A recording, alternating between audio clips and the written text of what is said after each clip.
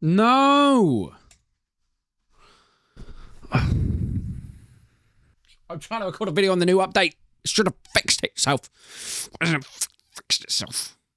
Sitting at mixed reviews on Steam, I think the overall sentiment towards Mount and Blade 2 Bannerlord's new DLC has kind of put the developers, Taleworlds, on a bit of a back foot. At least for now. I mean, many fans of this game and the franchise in general, I think sort of felt that $20 for a somewhat undercooked and content-light DLC was not exactly what they were expecting, especially, well, after years of hype and actually waiting to find out what the next step in Bannerlord's life would be. But hey, here we are, we've got to deal with it. And a lot has actually changed even in just the short week since this release. I'm going to be honest, I have had so much fun slipping in and out of naval battles, from longship sailing to narrow rivers, throwing axes into the heads of bandits with the new Nord faction, also crashing into huge triremes, setting fire to sails, and even grappling onto enemy ships and boarding them until they inevitably jump into the ocean, visiting Davy Jones's locker.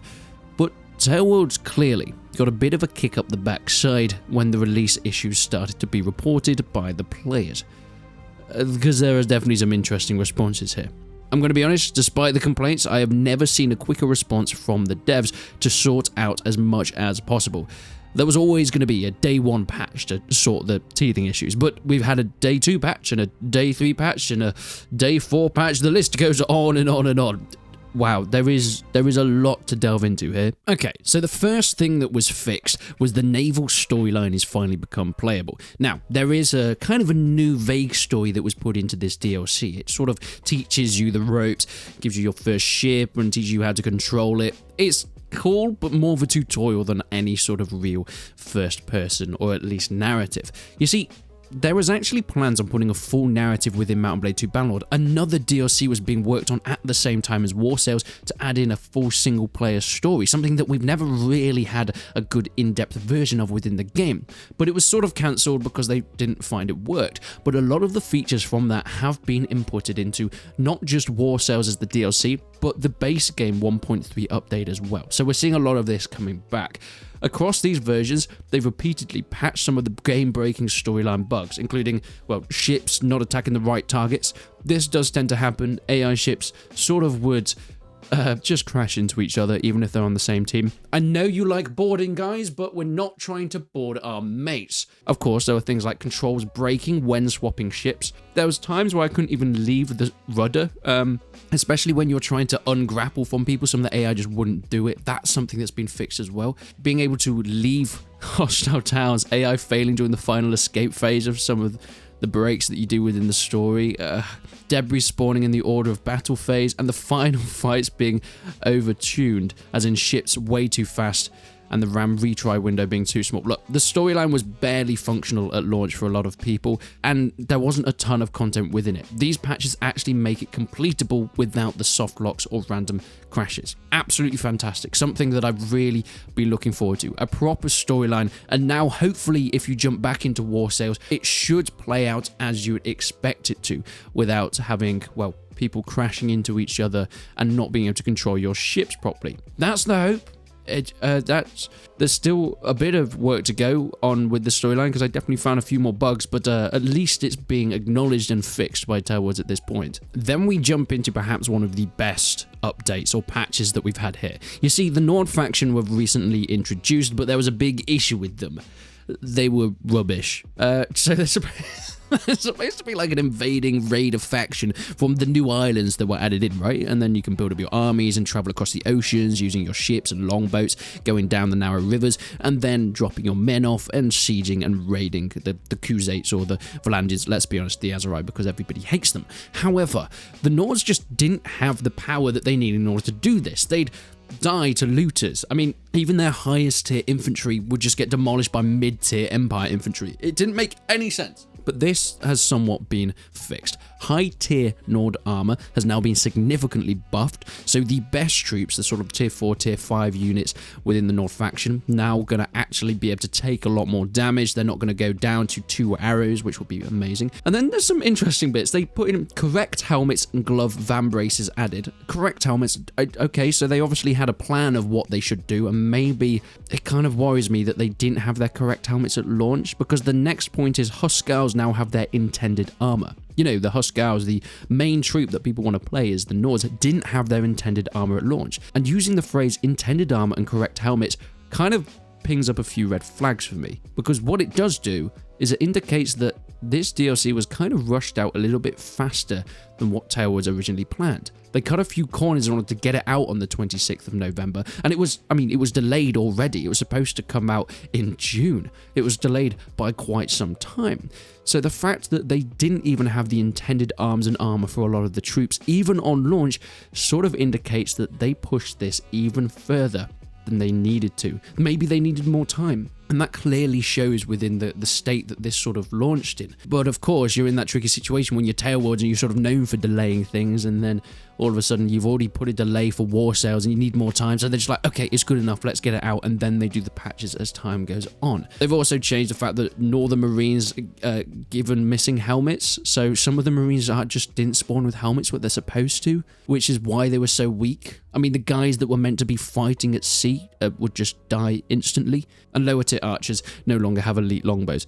The archers aren't great anyway. I don't know how that's really going to affect. Let's actually just see if the Huskarls are now much more effective than they were before. Okay, Nordy boys, you've had a nice upgrade. Let's see how you're doing. Of course, the Sky God's Chosen Warriors, they look a bit changed, slightly better, I think. But really what we're looking at here is not a Hearthguard. I mean, everybody, you've still not got a helmet, my friend. Ah, well, you're at the back. Hello. No, you're Huskarls? Oh, there we go. They've got the proper armor now. There, look at that. Okay, those boys look fantastic. Let's see where the enemy are. Okay, they're over this way. Now, this is a Sturgeon's side with way more men than me, but I want to see just to see if this has been improved. Now, it should be, hopefully, infinitely better, actually. That's really the hope. Now, these guys look gorgeous. Whether they are actually very good at what they do, that is an entirely different question. But supposedly, they've fixed the game. Right, guys? We fixed the game. Let's see how well they do against this much bigger army. But really, the quality of these men should really show for themselves, especially if they are buffed infinitely. As I've been told, they have been. Wow, they're firing. They're not supposed to be doing that. No, you're supposed to be charging at me. Oh, they've got the high ground. This makes a lot more sense. Okay, I understand now. Right, man, we're going to move up in a shield wall, and it's going to block every single bit of archery that comes into our faces. There we go. Okay, fantastic. Now, a lot of my men are starting to shoot, which is what I like to see. But, oh my god, that just hit my horse. Horsey, you've just been shot in the plethora. Ugh. No kills as of yet. No kills as of yet. Now, I don't want to expect too much from these boys. They are just, you know, units after all. They can't destroy everything. But I expect a good amount. A good amount, really. Keep firing as we move forward, boys. Keep firing. You can do that. You can do that. Now, what we're going to do is we're going to get our boys to engage on their infantry if we can. And we're going to get these boys to engage on their archers. Now, that should hopefully work. It should go onto the right units. That is my hope. Hello, boys. Oh my god, that is a stupid amount of men. And we are fighting uphill. Is this the most scientific test of all time? Nope. Nope. No, it's not. Archers are getting some good kills, though. That's what I like to see. Okay, as the infantries go. We don't have cavalry like the Sturgeons do, so we're going to see how well they do. Now, our men are higher tier. They have way more guys. The archers are getting a ton of kills, actually. You can see that. Ow. Stop throwing things at me. Our infantry have got a few kills. Not as many of the archers. It's really the archers that are. Well, let's get you guys to engage on those infantry now. Archers? Archers. Charge them. Archers, come on. There's a huge clash in the middle. Our infantry are doing what they can. They are trying to hold, and they are getting some good kills. I'm just getting shot by them. God damn it. Have that. Have that. Have that one. Oh. Yeah, there go our archers getting the kills. Guys, can you like push up? Get up here. We need you. We need you. Our infantry are starting to die. They are holding well, but no, they are definitely starting to die. That's kind of understandable. Now, will we definitely win this fight? Who knows? But I think they're definitely performing a lot better. They're not getting destroyed. Remember, we are outnumbered, and the archers are letting loose. Oh my god, this is what we needed. The archers are going, and you know what? These guys, hold fire, charge in there. We're going to get into the melee because these do have some pretty good melee shields and axes. And they are archers, but their actual melee skill is not bad, especially since we massively outnumber the enemy right now. Let's do a charge in there. Yes, the slaughter begins. Okay, I take it back. The Nords are pretty goddamn good now. And they're quite a lot of fun to play. Having that dynamic of having archers that can also just slaughter in melee. Boy, oh boy, oh boy. I like this a lot. I very much like this. Let's let them sort of pick and choose if they want to shoot or get into melee as well now. God. They're pretty goddamn fun. Okay, Taleworlds. I see what you've been cooking. I see what... Can you stop shooting me? I'm sorry, I just need to go and sort this out. This is really annoying me now. These guys are just grinding my gears in ways that I never thought they would. Hello. Oh! Okay, the game started to tank a little bit. I was about to say, it seems to be running fairly well, but it looks like that's a victory to us. We have destroyed Ragnvan's army, and he himself has only got 1 kill. That's pretty... Go away. Okay, that's an experiment done. Let's get back to whatever this video was about. Some of the more minor fixes were things like the pirate amnesty policy. For example, before, garrisons were being flooded with pirates as they'd, well, get out of the ocean and actually start to join some of these settlements. It kind of bankrupted clans and destabilized the kingdoms that were actually there. Also, the 5% chance of recruitment wasn't actually working. Yes, there was a chance that you can recruit pirates. Now, only about 25% join garrisons. The daily chance of recruitment now actually works within the game. No more economic nuking of factions. This was a serious campaign-breaking issue that I cannot believe was in the game in the first place. There's been some changes with XP, progressional fixtures for naval roles. Navaling level was a little bit busted at this time. The ship's master and the boatswain upgrades took forever to actually do anything, and scouting was just inflated for no reason. So boatswain XP is now gained from repairing your ships, which is something you will be doing a lot. I mean, I do, because my ships are absolutely in tatters. And the shipmaster XP is doubled from sailing. Now the scouting XP being nerfed, no longer given on water. Makes sense. Scouting is for being on land. We don't need more scouting XP. It's not that hard to look at seas, and it's not that hard to spot other ships in open ocean. You don't need a good scouting skill for that. Of course, performance improvements. I did find a lot of the time going into naval battles that it would stutter as soon as boarding happened, and it was some rough stuttering as well. And it wasn't just the fact that it was intense on the system, but it was a huge juxtaposition between actually just sailing in open ocean, and then as soon as you board, the same amount of troops were on the battlefield, but the game would just absolutely tank. There's a big initial loading time reduction to the game, GPU improvements for the final naval mission as well, which people had a lot of issues with, and enemy ships now slowed so you can actually ram properly. Naval fights have gone from choppy and frustrating to actually feel, well, more readable and actually use tactics in order to use them. Then there's some changes to the ship and cargo balances. All ship cargo capacity has been increased, trade ship prices raised to reflect the power of that ship, and of course, pack animal penalties have been reduced. This means that trading is actually going to be so much more viable within the game. It's so cool that we've now got ships and being able to move from one place to another over oceans and even the rivers as well, because it is a fast way of moving. But before, I mean, it wasn't the best way of actually trading. It was still better just having land caravans, which kind of, well, takes the whole point of the game, or at least the DLC. Fian Champions and Khan's Guard have now been nerfed after all this time. I actually made a video of the best Nord archers, the marine archers that are supposed to be great archers at sea against the Fians, and they were just demolished. I don't think I got a single kill. Now the Fian Champions, after all this time, they have been nerfed. It's done. It's over. Fian supremacy has gone. These units were absolutely insane in naval combat because they didn't have any of the debuffs that they do on land, where they've got, you know, terrain or fighting in forest, that sort of thing, which just meant that the kill feeds were insane, like absolutely insane. It was kind of disgusting to look at. So whilst I'm sad that they're finally not the best things in the world anymore, it's kind of good, I guess, for the balance of the overall game. Now, what does this actually all mean for Taleworlds and War Sales? I think unfortunately what it does show is Taleworlds shipped War Sales in kind of a half-finished state, and these patches that have been quietly, put out confirm that. The volume of crash fixes and storyline blocking bugs is not normal for any launch, especially a DLC launch of sort of this magnitude. A lot of the core features like ship controls and missing logic, NPC behavior just didn't function. Things like recruitment and daily chance of recruitment of pirates, this is like a core feature of the game, right? The fixes show that this expansion wasn't ready for release, and we know it was already delayed. They probably should have delayed it a little more. Sure, would it frustrate players? Yeah, but I think nothing kind of hurts brand loyalty than people feeling like they've been cheated somewhat.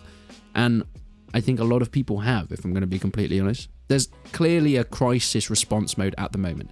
It's not proactive development, what people really want to see. I mean, a 4-day streak of hotfixes is damage control, not planned updates. Sure, you can take maybe one of them as the day one update, but this is definitely them panicking.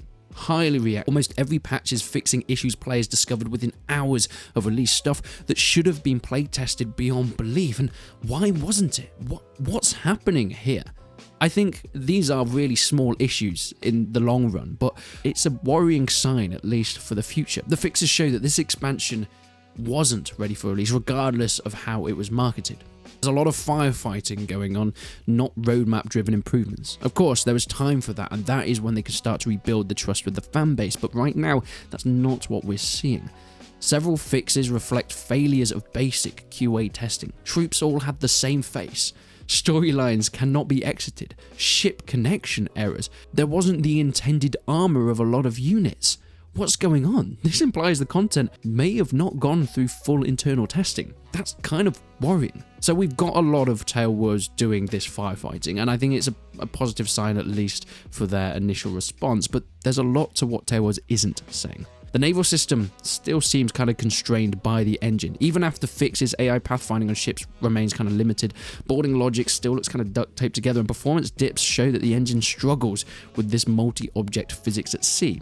I mean, I don't know if naval battles were ever intended from the very beginning. We know that the engine for Bannerlord is, I think, actually almost at least pieces of it nearly a decade old, because they had so many iterations of the engine, scrapping it and starting it again. And whilst they can patch around it, they can't fundamentally fix design limitations until, well, the engine changes? I don't see that happening. This feels, as a War Sales DLC, more like a prototype, or maybe even a really highly polished modification more than a fully integrated expansion. Maybe this would have just been a fantastic update to the game to get players back in and new players buying into it. It's just quite a lot to ask for that amount of money for what we got. The patches make a lot obvious. There's repeated rebalancing of XP systems, rewrite a lot of ships handling and reinforcement rules, storyline logic being rebuilt in real time. It resembles a public beta that a lot of people have paid for. This is going to be really hard for modders to integrate into or build upon. Of course, this isn't something that's very obvious at this point in time, but I think the future will actually sort of reveal a lot of this. It's playable now, and you can have a lot of fun. I've personally been having a lot of fun, but it's not polished. The worst crashes are gone. The storyline is now completable, definitely for pretty much every player, and naval balance is closer to functional. I think there will still be a lot of patches and fixes coming on, and that's when it comes on to what this means actually for the player base. The goodwill hit was definitely real. A lot of players that have been with Bannerlord since the start have shown by reviewing it as mixed, and there's been a bit of backlash, and this is kind of the first time that Bannerlord have had this amount of backlash for a release, because the actual release of Bannerlord, whilst there are criticisms, I think, for a lot of people, was fairly positive, and, well, the selling figures showed that. Many people, from what I've heard, feel like Taleworlds haven't learned from, well, the previous mistakes of rushing things out before it's actually ready. There's a lot of split within the fanbase now. A lot of people saying this is kind of normal, they'll patch it. And then a lot of people saying we've just paid for another beta, like, the early access of Bannerlord in the first place. But let's look at a more positive note. What does this actually mean for long-term impact? I think actually the long-term impact isn't as big as some people might be saying. This is a DLC that has so much promise and has some real good core guts to it. The ideas are fantastic. The creativity is amazing. I love the fact that this was the direction Taleworlds decided to take Bannerlord. And yes, it's had a very rocky start, but I think the narrative will start to shift. If War Sales continues this way, patches, fixes, and Taleworlds communicating exactly what they're doing, the narrative will shift to a good recovery, especially if modders are able to integrate a lot of things into future content. Now, if they do slow down, War Sales could, continue down the downhill route, and I think that will probably be the worst possible thing. But at this point in time, it's looking pretty positive. Taleworlds are handling it quite well. So if you want to go and check out War Sales, I'd still recommend it. There are definitely new fixes, and it's still way more playable than a lot of things that have come out in the last few years. But what I wouldn't do is go in expecting the most polished finished product ever. I think this is just the Taleworlds route at this point. They'll release something with great ideas and great core bones, but sometimes a little content light with a lot of rough edges that it takes them time to fix. Now, they do a lot of developer blogs and patch updates, and they do start to communicate with people a lot more now, which is really great. So I think actually if you look at War Sales like the release for Bannerlord, where Bannerlord came out in early access and they added in content and content and content until now it's pretty much unrecognizable from the actual early access release, I think you're still going to have a positive experience. That is just the way it seems Taleworlds function. Like it or not, that is the route that they've chosen. They release games to sort of develop with the community, and it does seem to have done them quite well. It does make people angry, but I mean, the numbers are here. People haven't left. People still play this game, and it's kind of, I'm going to be honest, stronger than ever.